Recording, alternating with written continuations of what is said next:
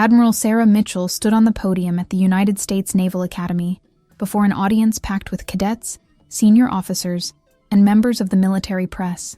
It was April 2019, and she had been invited to deliver the opening address at the annual conference on naval strategy. At 52 years old, Mitchell represented an anomaly in the American Armed Forces, a woman who had risen through the highest ranks of the United States Navy, at a time when few managed to break through the invisible barriers that still persisted in the military hierarchy. The event moderator, a frigate captain named Douglas Brennan, had prepared a series of questions for the admiral.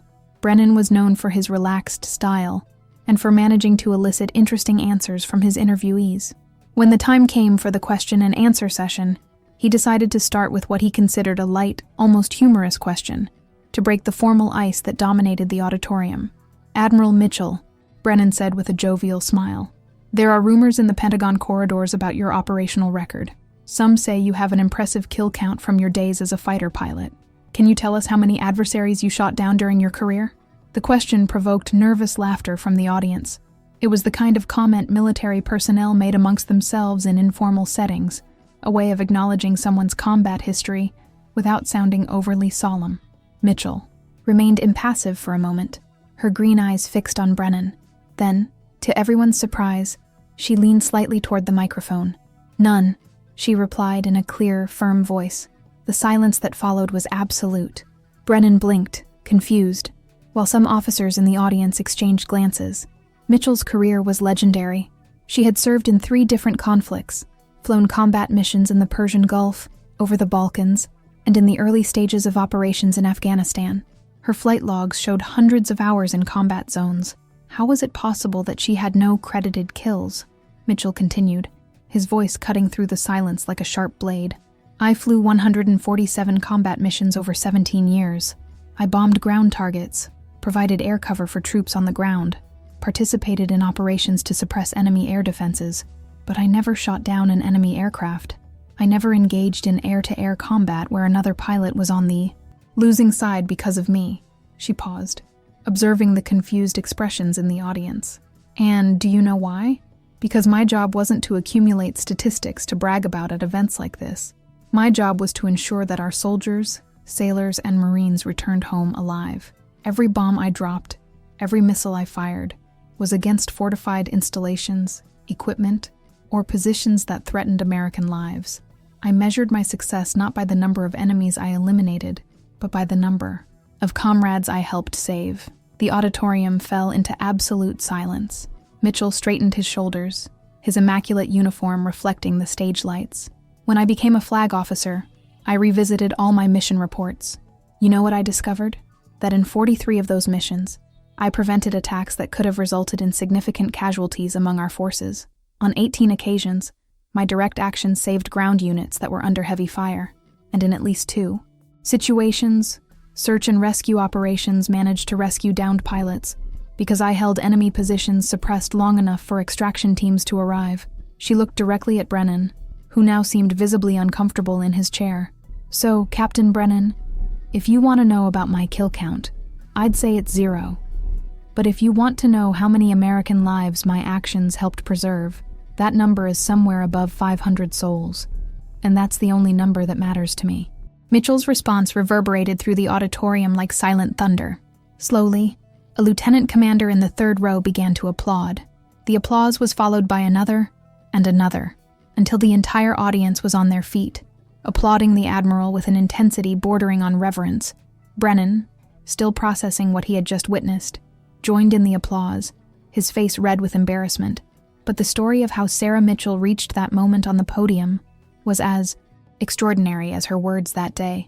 She had grown up in a small town in rural Montana, the daughter of a Vietnam War veteran who worked as a civilian aircraft mechanic. From childhood, Mitchell was fascinated by aircraft. She spent hours in the hangar where her father worked, absorbing every detail about engines, aerodynamics, and flight mechanics.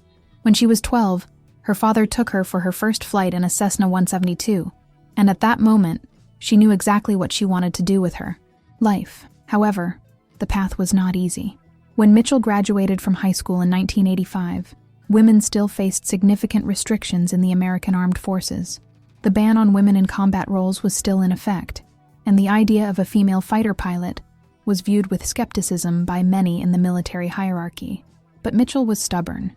She secured a Navy ROTC scholarship to study aerospace engineering at the University of Washington, graduating with honors in 1989. In 1993, when the ban on women in combat roles was finally lifted, Mitchell was one of the first to volunteer for fighter pilot training. She completed the basic training program in Pensacola, Florida, and then proceeded to advanced training where she learned to fly the FA-18 Hornet. Her instructors immediately noticed that she had something special, a rare combination of exceptional technical skill, composure under pressure, and an almost supernatural ability to process information quickly during complex flight situations. Her first real combat mission came in 1998, during Operation Desert Fox, when Allied forces conducted airstrikes against Iraq. Mitchell flew from the aircraft carrier USS Enterprise, carrying out strike missions against Iraqi military installations. It was during this operation that she developed her philosophy on the true purpose of military air power. On one particular mission over Baghdad, she was ordered to strike a command and control complex. As she approached the target, her weapon system detected significant human heat in the building. Mitchell aborted the attack, risking a reprimand for disobedience, and requested intelligence confirmation. It was later discovered that the building was being used as shelter by civilians during the bombings. Her decision to abort saved dozens of innocent lives and earned her both admiration and criticism within the chain of command. Over the following years, Mitchell continued to fly combat missions while progressively rising through the ranks. She became a squadron commander, then an air wing commander, always maintaining her philosophy that the measure of success was not how many targets were destroyed, but how effectively American lives were protected. In 2003, when the invasion of Iraq began, Mitchell was commanding a squadron of FA-18 Super Hornets based on the USS Harry S. Truman. It was during this campaign that her reputation as an extraordinary leader truly solidified. During a close air support mission near Fallujah, a Marine unit became trapped in a complex ambush. Mitchell led his squad in a series of precision strikes that neutralized enemy positions without causing significant collateral damage in a densely populated urban environment. The ground unit commander later credited Mitchell's actions with saving his entire company, which would have been massacred if not for the precise and timely air intervention. But the moment that truly defined Mitchell's career came in 2006, when she had already become a Navy captain and was serving as an air operations officer aboard the USS Nimitz. A reconnaissance operation had gone wrong in Afghanistan, and a helicopter carrying a Navy SEAL team had been shot down in hostile territory. Mitchell personally coordinated an incredibly complex search and rescue operation, involving multiple aircraft, ground units, and intelligence assets. During 14 tense hours, she orchestrated a deadly dance of air power that kept enemy forces at bay, while rescue teams reached the survivors. All 8 people aboard the helicopter were recovered alive, albeit wounded. The operation became a case study in military schools on effective coordination of combat rescue operations. It was this record of exceptional leadership and unwavering focus on preserving American lives that eventually led to Mitchell's promotion to the rank of Rear Admiral in 2012, making her one of the few women to achieve the rank of flag officer in the United States Navy. And it was this same record that made her words on the podium at the Naval Academy so powerful on that April day in 2019. Following the conference, Mitchell's response spread rapidly through military social media and eventually reached civilian media. Video clips of her speech went viral. Some commentators praised her perspective as a necessary corrective to the glorification of violence in military culture. Others criticized her, arguing that she was downplaying the importance of air-to-air combat superiority. But within the Navy itself, her message resonated deeply, especially among younger officers who were weary of the macho culture that sometimes permeated naval aviation squadrons. Captain Brennan himself reached out to Mitchell after the event to apologize for the inappropriate nature of her question. Mitchell graciously accepted, explaining that she wasn't upset with him personally, but saw the question as symptomatic of a larger problem in how the military sometimes measures success. "We train our pilots to be lethal warriors," she told Brennan, "and that's absolutely necessary.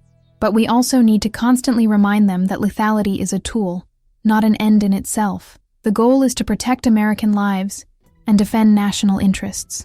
Sometimes that requires devastating lethal force, but other times it requires restraint, precision, and the wisdom to know when not to pull the trigger.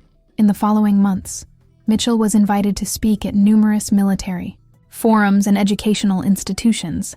She expanded her original remarks into a more comprehensive philosophy on military leadership in the 21st century. In a particularly memorable speech at the Naval War College in Newport, Rhode Island, she argued that the American armed forces were at a turning point.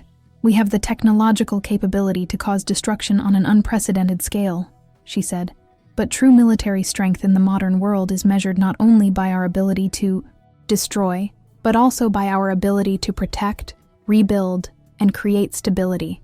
A pilot who can distinguish between a legitimate target and a civilian, a commander who can achieve military objectives while minimizing civilian casualties, a leader who understands that every life lost, whether friend or foe, has lasting consequences. That is the kind of warrior we need for the challenges we face." Mitchell's career continued to flourish. In 2021, she was promoted to Vice Admiral and assumed command of the United States Third Fleet, overseeing all naval operations in the Eastern Pacific. At her promotion ceremony, the Admiral Chief of Naval Operations made direct reference to the incident at the Naval Academy, saying, "Admiral Mitchell reminded us that the mark of a true warrior is not how many enemies you killed, but how many comrades you brought home. That is the leadership we need at every level of our Navy." But perhaps the most lasting impact of his words that day was felt in the lower echelons of the military hierarchy. Young pilots began to see their missions through a different lens. Training programs were adjusted to emphasize not only lethal proficiency, but also judgment and restraint. Instructors began using examples from Mitchell's missions as case studies on how to make ethical decisions under pressure in combat situations. A young lieutenant named Jessica Ramirez, who was in the auditorium that day in 2019 as a cadet, later wrote in an essay for the Naval Institute, "Proceedings. Admiral Mitchell's words fundamentally changed how I viewed my role as a naval pilot. Before that day, I measured my future success in terms of how many combat missions I would complete, how many targets I would destroy.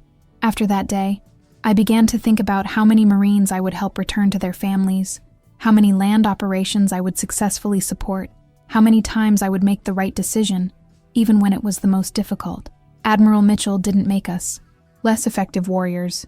She made us more complete warriors." When Mitchell finally retired from the Navy in 2024, after 35 years of service, her retirement ceremony was held aboard the USS Gerald R. Ford, the newest aircraft carrier in the American fleet.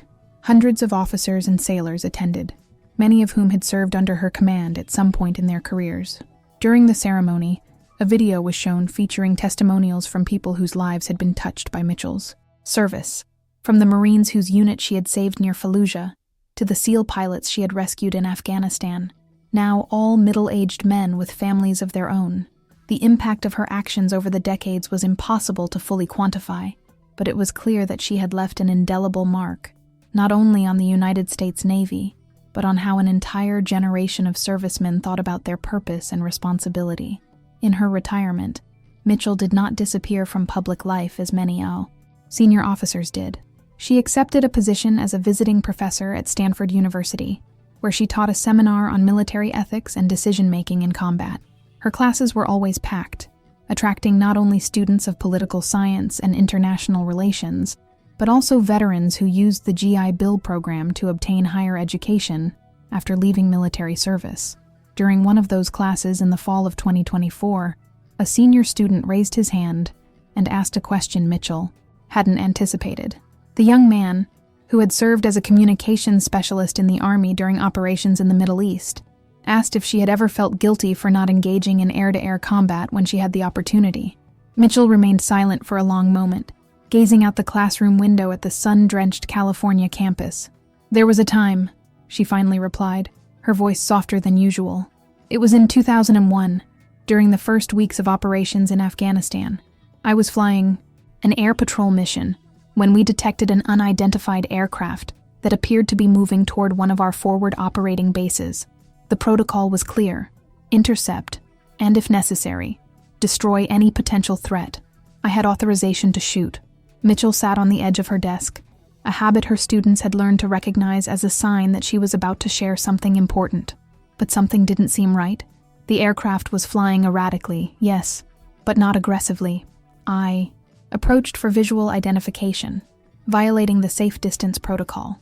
I discovered it was a small civilian plane, probably belonging to some local businessman or humanitarian worker who had gotten lost or was trying to flee the combat zone.